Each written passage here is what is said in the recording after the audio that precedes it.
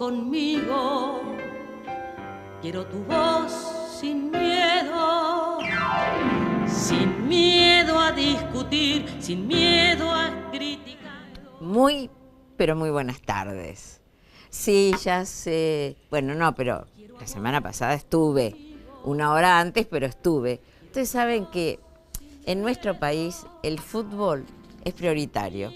Así que cuando hay fútbol me llaman del canal y me avisan, el programa hoy no va o hay que cambiar el horario. Yo les pido disculpas, yo sé que ustedes me siguen, que les vengo cambiando días, horarios, pero por ahora, hasta fin de año, yo me quedo con ustedes los domingos a las 5:30, salvo, como dicen los contadores, error u omisión. No, este domingo sí. Y yo no sé si alguna vez les dije que me encanta entrevistar a periodistas, porque podemos hablar de todo, a calzón quitado, como dice la obra, preguntar y además irse llevando de la conversación. Y hoy tengo un periodista que quienes siguen el programa lo conocen, estuvo con nosotros cuando publicó El negocio de los derechos humanos, un libro donde ya se denunciaban las cosas que recién ahora la justicia se tomó el trabajo de investigar. Si hubieran investigado cuando correspondía, si no hubieran tenido miedo a los gobernantes de turno, quizás no se hubiera robado tanto en este país. Pero bueno, las cosas son como son y yo recién venía escuchando un cassette de Zipe Linkowski, donde habla del año 35 y habla de lo que pasaba y de las ollas populares y del hambre y cantaba Donde hay un mango. Y yo dije, en realidad es verdad que la historia es cíclica, todo se repite. Ya hemos pasado varias veces por situaciones como estas y hemos salido adelante. ¿Y por qué no vamos a salir adelante ahora? Si se supone que estamos más maduros y que entendemos mucho más y que no se nos está mintiendo. Y sí, está difícil. Bueno, vamos a hablar de un montón de cosas con Luis Gasulla. Él es periodista, él es escritor, él tiene su blog o página, no sé cómo se llama, él me va a explicar ahora. Y tiene un libro que todavía no leí que se llama El negocio de la impunidad. Y uno que, la verdad, que relaciones incestuosas, ¿con quién? Bueno, también sobre eso le voy a preguntar. No tengo acá el listado de la cantidad de entradas que tenemos para sortear, pero tenemos entradas y estamos sorteando y son para los fines de semana y me gustaría que llamen al 4826-4248 o manden un mail a sinmiedo@fivertel.com.ar, que ahí lo estamos leyendo Laura o yo, estamos contestando y estamos sorteando. No quiero perder más tiempo, ¿saben una cosa? Nos vamos a la tanda y enseguida vuelvo con Luis Gasulla. Sin miedo a discutir, sin miedo a criticar, sin miedo a disentir, sin miedo por vivir, sin miedo por morir, sin miedo por tratar, sin miedo. Te quiero así conmigo, sin miedo ya de amar, sin miedo de pelear, sin miedo a la verdad, sin miedo.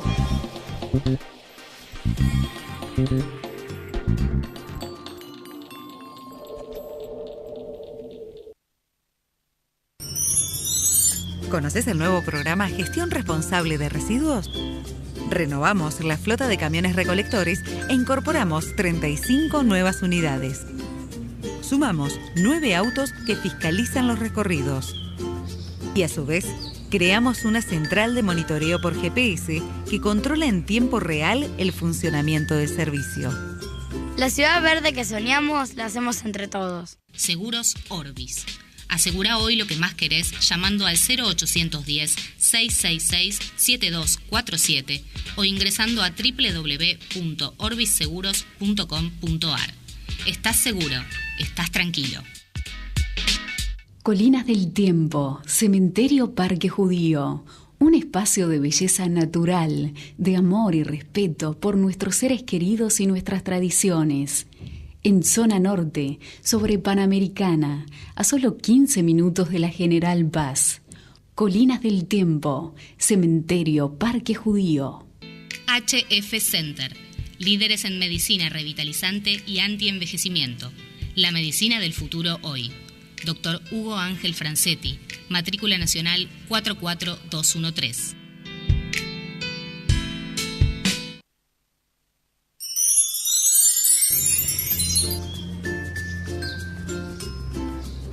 Contamos con vos para reducir.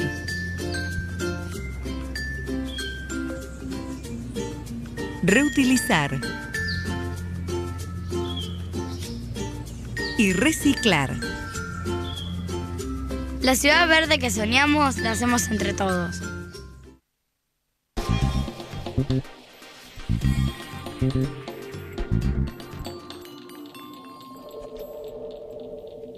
a vos conmigo, quiero tu voz sin miedo. Y acá estamos en el aire y estábamos hablando de todo, de colegas, de FOPEA, Foro de Periodistas, en el cual estamos los dos, los intercambios de mails. Bienvenido, Luisito. Gracias, Fanny. Gracias por la invitación. No, siempre muy amable. Vos sabés que nunca te pregunté cómo empezó tu carrera. Primero, ¿dónde naciste? Acá, en la capital. Soy porteño. No me digas que en el Hospital Rivadavia, pues somos muchos los que nacimos en el hospital. En Almagro. ¿Dónde vivías? Corrientes y Bulnes. Ah, bien. Bulnes y Corrientes, sí. Por ahí hay una zona con comida muy rica, nací comida judía. Vivían mis padres en la casa de mi abuelo materno. Bueno, después falleció, nos mudamos a Caballito y después fuimos a vivir con mi otro abuelo paterno, que era escritor y ganó el premio Nadal. El primer argentino que ganó el premio Nadal en el 74, novelista. ¿Cómo se llama? ¿Se llamaba? Luis Gasulla, como yo, así que algunos Tenías que hacer honor al nombre y apellido. Sí. Mi padre se molesta que no utilizo el segundo nombre. Che, Luisito, ¿y qué estudiaste? Comunicación social en la UBA, en la Universidad de Buenos Aires, en la orientación periodismo. Ahí lo tuvimos un conocido tuyo, nuestro, que es Carlos Campolongo, obviamente. Carlitos. Me bochó, como hace con todos, pero bueno, tenía razón. Es el profesor más exigente que conocí en mi vida. Sí, yo me peleé una vez, pero ya todo finiquito. O sea, como profesor fantástico, pero hubo una época en la cual no hacía lo que decía, pero no importa. Como profesor muy exigente. Sí, eso me dijeron. Sí. ¿Y cuándo te picó el bichito de escribir? ¿Qué fue primero? ¿El periodismo hablado o el periodismo escrito? No, empecé a escribir en revistas barriales a finales del menemismo, tenía 20 años, empecé a hacer radio en el 2002 y... ¿Dónde empezaste a hacer radio? En FM La Boca. Bueno, acá ¿sabes cerca, por qué te pregunto esto? Porque en esta época que hay muchos estudiantes de periodismo, que se abrieron muchas escuelas de periodismo, te escriben, sabiendo que sos periodista, y te mandan currículum y te dicen cómo puedo hacer para entrar a trabajar en las radios importantes. Y yo les explico que primero vayan a las radios barriales. Y vos recién, justamente, estás avalando esto. Sí, a ver, nadie nace sabiendo. Esta profesión es práctica y el deseo de buscar información y lograr la confianza de las fuentes, ¿no? Sobre todo. Pero sí, recuerdo lo que eran esos programas. En el año 2002 éramos un desastre. Era un desastre, pero la verdad. Aprendían. Pero sí, se fue aprendiendo. Todos los días, haciendo radio, una horita. Tu primera investigación grosa. Y la tesis de la universidad, que después fue el libro, es la que vos mencionabas, Relaciones incestuosas, los grandes medios y las privatizaciones, que ahí entrevisté a Alberto Fernández y a otros exfuncionarios del kirchnerismo en relación con lo que fue el manejo mediático de las privatizaciones del primer gobierno de Menem, fundamentalmente en Clarín, La Nación. Que lo criticaron, supongo. Sí, pero acordate, no. Claro, no las criticaron. Porque después lo tuvieron levantando la mano para todas las leyes. Así es, sí, cuando privatizan Canal 13, bueno, eso fue aquel libro que bueno, salió en una editorial independiente como es Biblos, y bueno, estoy conforme con esa investigación. Luis, cuando te metiste con el negocio de los derechos humanos, ¿tuviste algún tipo de respuesta de parte del gobierno? Primero, que el libro en muchísimas editoriales, en muchísimas librerías lo sacaban. No lo podía mostrar en las vidrieras. En el interior del país no llegaba. Cuando íbamos a dar una charla, suspendían o levantaban el lugar donde se iba a dar. Ya sea Formosa, Chaco, era complicado. En el Chaco, en medio de una entrevista radial, ocuparon la radio 12 matones de Jorge Capitanich. Te estoy hablando de marzo del 2013. El libro había salido en octubre del 2012, después de 2 años de investigación, y la verdad que era muy complicado. Las primeras notas, en realidad las primeras notas... Contémosle a la gente de qué hablaba el libro. Sí, ¿Con quién te metías? Básicamente era lo que había hecho Eve y los hermanos Joclender en Sueños Compartidos, la estafa de viviendas, y después cómo utilizó la bandera de los derechos humanos políticamente el gobierno para hacer, bueno, política Incluyamos partidaria. a Estela de Carlotto, porque no nos olvidamos que Estela de Carlotto, que en un momento fue muy crítica, y luego de repente la veías al lado de Cristina, muy sonriente, o sea que somos amigas. Sí. A pesar de que hace poco, creo que en la mesa de Mirta dijo que no eran amigas, pero bueno, son cosas que se contradicen. ¿Vos crees que el dinero fue el que cambió la lucha de las madres? No quiero decir la lucha de las madres, perdón. Eve de Bonafini. Claro, porque Eve comete un pecado que no es ingenuo al hacerlo, lo hace adrede, que es decir, nos tocan a las madres. No. En el 2006 se separan las filiales del interior del país de las madres de Plaza de Mayo de Eve Bonafini porque no querían saber nada con Sueños Compartidos. Nora Cortiñas también. Nora Cortiñas ya desde 1986, vos lo sabes muy bien. Hay muchísimas madres que se fueron alejando, y también por la utilización política del kirchnerismo, que era evidente. Las que quedaron fieles fueron las dos que tienen más presencia en los medios, como Estela, como Eve, y como otras madres como Tati Almeida que Tati Almeida más. Primero estuvo con Nora. Sí. Siguió estando, pero ella, fue acrítica al kirchnerismo y aplaudió todas las medidas y hizo política partidaria. Sí. Pero Eve Bonafini empezaron a recibir un montón de dinero y termina en un escándalo que es la construcción de viviendas, el plan de construcción de viviendas más grande de la historia del kirchnerismo, que como plan era genial, pero en la práctica tuvo muchísimas falencias y un choreo infernal. Ahora yo te pregunto, en aquel momento, ¿ningún fiscal tomó la denuncia? Porque el libro denunciaba y había una investigación atrás. Nadie se presentó a la justicia diciendo, bueno, porque con una nota periodística vos te podés presentar como ciudadano a la justicia. Sí. Durante la investigación estalla el escándalo de Joclender. Es cierto, empieza la Auditoría General de la Nación a investigar. Yo después de la salida del libro tuve reuniones con Leandro. ¿Tuviste amenazas? Sí, tuve amenazas. También fui citado, declaré en la causa de Sueños Compartidos con Ollarvide, un tipo muy correcto, muy amable, pero la verdad que hizo unas preguntas que parecían una cargada. ¿No te invitó a salir? Por suerte no. Pero que demostraba que tenía direccionada la causa hacia el entorno de los Joclender y que su intención no era ir por los funcionarios políticos y públicos.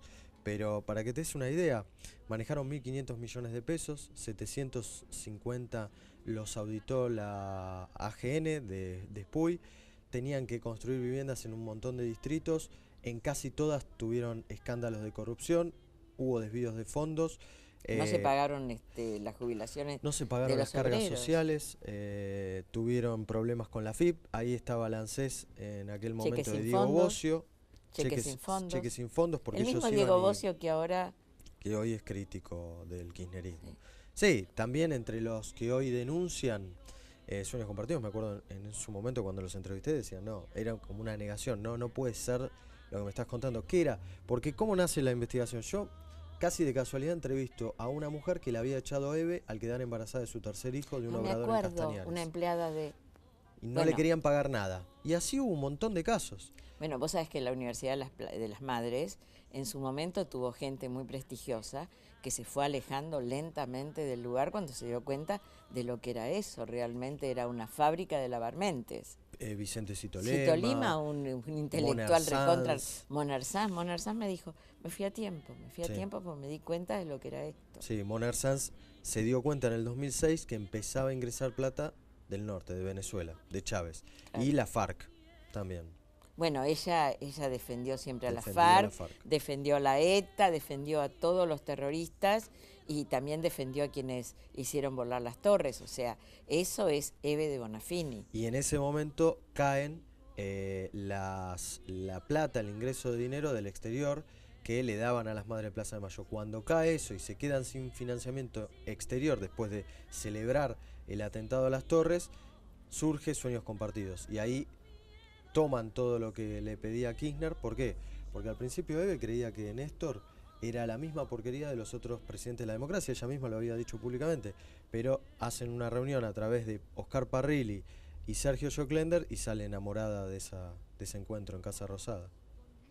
Bueno, pasemos a Báez, que tuviste una recontra primicia. ¿Cómo lo lograste?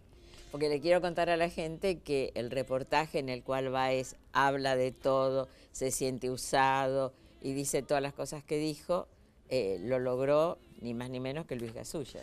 ¿Cómo lo lograste? Porque todos los periodistas quisiéramos poder hacer ese reportaje. En enero había entrevistado a Fariña, que Ajá. había salido en perfil.com. La entrevista, después en ese momento nadie creía o muy pocos creían que Fariña iba a terminar arrepintiéndose, iba a contar las cosas que terminaría contando la justicia. Bueno, sale la nota, Fariña entra en confianza, ahí pide perdón al padre, al hijo, etc. Y empiezo a tener contacto con gente relacionada con Lázaro Báez a ver si podía llegar a tener esa nota. Entrevistamos a la amiga confidente de Báez, a Liliana Costa, ¿Una empleada de él? una empleada de la FIP que de la lo FIP. conocía de Austral Construcciones y que se le endilgaban cosas de su vida privada que ella negaba que fuese así, que decía que la estaban extorsionando al contar cosas que no eran ciertas, según Liliana. Y a través de esa gente de confianza de Báez, un día me llama desde la cárcel, empezamos a conversar y así se gestó la nota. O sea, él era consciente que esa nota estaba siendo grabada, de que la ibas a publicar. Él era consciente, de hecho primero sacamos un adelanto en Infobae, 3 semanas antes de la nota, después a idas y vueltas de gente de su entorno que no querían que la nota saliese. Sus abogados, que a mi entender Te lo han pidieron que... asesorado, lo vienen asesorando mal, los resultados están a la vista. Es mi humilde opinión, me parece que no encararon la defensa como deberían haberla hecho, pero yo creo que en esta semana habrá novedades en ese sentido. ¿Por qué? Porque Báez lo que da a entender es, a ver, yo no fui el único, yo estoy adentro, mientras que Cristina Fernández de Kirchner pide auditar la obra pública con total cinismo, ¿no?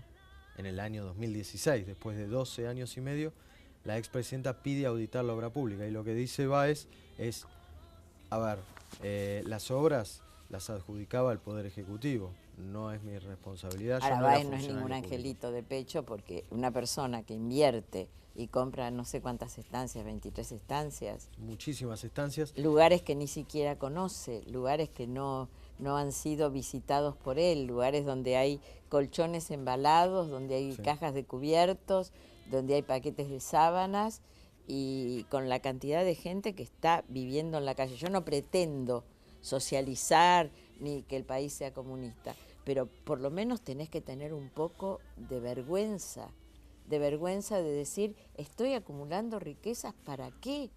Porque esas casas están a nombre de él, no están a Sí. nombre de Cristina. Sí. Lo que dicen en torno de Báez es, bueno, lo invertimos en el país, no giramos la plata al exterior como otros empresarios. Es Una lo que inversión dicen es ellos. hacer una fábrica, una inversión es pagarle a los empleados. Ahora, despidió a cualquier cantidad de empleados.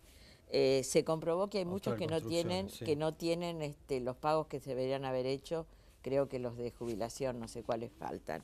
Se va a declarar en quiebra. Sí. Tiene una historia siniestra atrás porque Austral es un invento. ¿Cómo empezó? Él nunca había sido constructor, él había sido cajero de un banco. Claro, nació al comienzo del kirchnerismo, los días posteriores a la asunción de Néstor Kirchner. Obviamente en ningún momento en la nota niega esa amistad, esa relación, pero también hay muchos rumores periodísticos que siempre se decían: Báez es fiel esladero de Cristina. Queda demostrado en la entrevista que la relación era con Néstor, y con Cristina evidentemente hay mucha bronca. ¿Vos te y hay acordás mucha que enemistad. después que se murió Néstor, Cristina citó a Báez y a Cristóbal López a la quinta? Bueno, ahí, Él habló como de dijo eso. Fariña, fue casi como una rendición de cuentas. A ver, la plata de ustedes, quiero mi parte. O es toda mía. Bueno, porque le eso dijo demuestra que es una Cristina. socia. Pero ellos, por lo menos Báez, lo que da a entender es: yo no le manejé el patrimonio a los Kirchner. El patrimonio de los Kirchner se lo manejan ellos. Si Néstor no te invitaba, no te pagaba un café, es lo que dice en la nota. Y la verdad que en parte de su visión de la historia puede ser real, porque coincide con lo de Fariña. A ver, la plata de los Kirchner la tienen los Kirchner. Ahora, la Evidentemente hay tienen lo que él muchísima pagaba plata de dando vuelta. Lo que él pagaba en los hoteles, las habitaciones vacías, ese era el pago, la comisión que él pagaba, la coima. Claro, esa parte de la historia No. es la que no habla. No me ha respondido. De todo lo que charlaste con él, supongo que todo fue al aire o alguna cosa se cortó, ¿qué sentiste vos? ¿Que mentía, que decía la verdad, que se guardaba cosas, que estaba amenazando con lo que decía? No especuló. Creo que es una persona que está condenada mediática y socialmente, que está muy infiltrada. Hay muchísimos intereses, no solo del gobierno anterior, sino también del actual, porque si Báez habla y destapa la olla, cae un sistema de la obra pública que fue corrupto. Desde la Cámara Argentina están incluidos prácticamente todos, porque todos los que entraron en el juego de las licitaciones de quedarse con las obras jugaban las reglas que le imponía el Poder Ejecutivo anterior, y que el actual está tratando de cambiar algunas cosas, pero hay otras que me parece que no se han manejado correctamente y no tienen intención de manejarse de una manera eficiente. Por ejemplo, Macri, cuando estalla todo el escándalo del manejo de la obra pública, la Cámara Argentina de la Construcción directamente la disuelve. Y hay hay obras que se dieron sin licitación. O sea, lo mismo que lo anterior, pero supuestamente para combatir la corrupción anterior. Ojalá me equivoque y en 4 años no estemos hablando de los amigos del gobierno actual. Lamentablemente la obra pública en la Argentina está desquiciada, es sucia, se maneja de una manera que no es correcta, y hubo muchos Báez en este país. Lo que pasa es que el Báez es como un símbolo. Sí, porque cayó y no tuvo forma de tapar. Me decías, el libro El negocio de la impunidad habla de todo esto que estamos hablando. Habla fundamentalmente del temor de Cristina a terminar presa. Salió en el 2014, en mediados del 2014, y también de los intocables de Cristina, que varios de ellos, ya no lo son. Por ejemplo, un capítulo era Lázaro Báez, otro capítulo era Amado Vudú. ¿Por qué? Porque la verdad que en el 2014 parecía que iba a seguir el oficialismo. ¿Cuándo va a ir preso? Es posible que vaya a juicio oral. Creo que esta semana va a ser noticia. En agosto tenía que ir a juicio oral. Por el tema de Chicone. Bueno, Claro. Vudú se quiso quedar como vicepresidente con la fábrica de los billetes de este país. Una Es locura. joda. Ahora, esto no lo podía haber hecho sin la complicidad de Néstor Kirchner y de Echegaray. Fundamentalmente de Néstor, pero el rol de Echegaray está en todo. También con el tema de Austral Construcciones, que Echegaray en un programa de televisión, viéndolo a la distancia es increíble, anticipa que Báez iba a ser detenido. Y la responsabilidad de la FIP, no sabían de la facturación Cuando dice que trucha. tiene que justificar su fortuna. Exactamente, y la fortuna de Echegaray y de los funcionarios públicos, o sea, es increíble todo lo que ha pasado, es una locura. O sea, funcionarios públicos que escrachan mediáticamente a tipos que antes se sentaban a la mesa a hacer negocios juntos. Sí, dicen que no los conocen, como Debido con José López. Debido con José López. Vos sabés que yo no puedo creer tanta hipocresía. Entregan a la madre, no tienen problema. Pero escuchame, mirá lo que ha pasado. Yo no sé si fuiste vos el que dijo que había... Ay, no me digas que me quedan 3 minutos. Eras vos el que dijo que se había enriquecido un sobrino de la monja. Sí, fue la monja Alicia, fue montonera. No. Eso ya... Fue la eso colega Alicia Panero en el portal nuestro, en Periodismo y Punto. Ella investigó a todo el entorno de Celia Inés Aparicio, una de las monjas que lo recibe a López en el convento de General Rodríguez. Es la que abre la puerta y... Exactamente, y la verdad que la historia es de película. Estuvo en el Uruguay, fue Tupamara, volvió, se hizo monja a los 40 años y después sus familiares la pasaron muy bien en el pueblo, en la zona de Salto y también de San Andrés de Giles. Me quedan 2 minutos y medio. Tema Nisman. Germán Moldes está acusando a Cristina de traición a la patria. Traición a la patria. Yo creo que es la acusación más grave que hasta el momento hubo contra Cristina. Porque una cosa es defraudar, otra cosa es robar, y otra cosa es traicionar la patria, que vos juraste por la patria cuando asumiste como presidenta. ¿Esto va a prosperar? Porque no es la única presentación. Moner Sanz hizo una presentación, Waldo Wolf hizo una presentación. La DAIA hizo una presentación. O sea, yo no entiendo, si tanta gente está hablando de un tema, ¿cómo nos vamos a quedar con Rafecas, que sabemos perfectamente que le mandaba mensajitos al abogado de Vudú?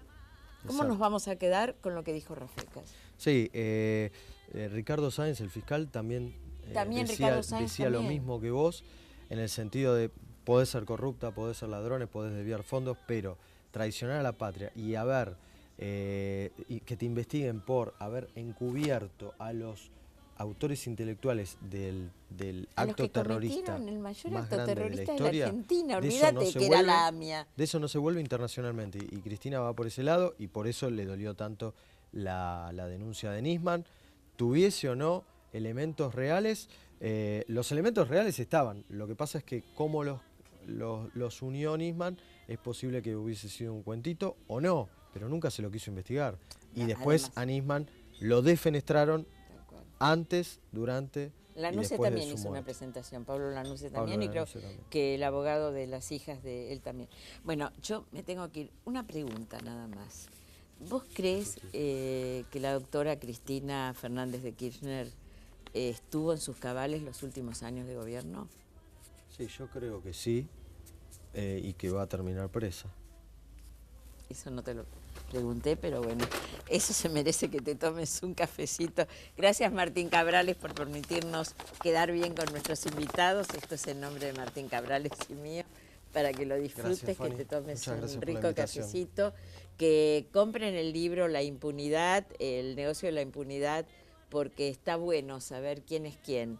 Y también sería bueno saber quién es quién en el gobierno actual y sería bueno saber cuando tengamos que volver a votar quién es quién. Porque esto de las listas sábanas, ¿viste? Y de votar a una persona y después no saber quién va a ser el resto, es bastante jorobado. Luis, gracias por estar acá, como siempre. Un Gracias, placer. Fanny. Señores, nos encontramos el domingo que viene, donde voy a hacerle un homenaje a ni más ni menos que a una grande que se fue el 31 de agosto del año pasado, a Zipe Linkowski. La vamos a recordar en uno de los tantos reportajes que le hicimos. Chao. Miedo por tratar sin miedo, te quiero así conmigo, sin miedo ya de amar, sin miedo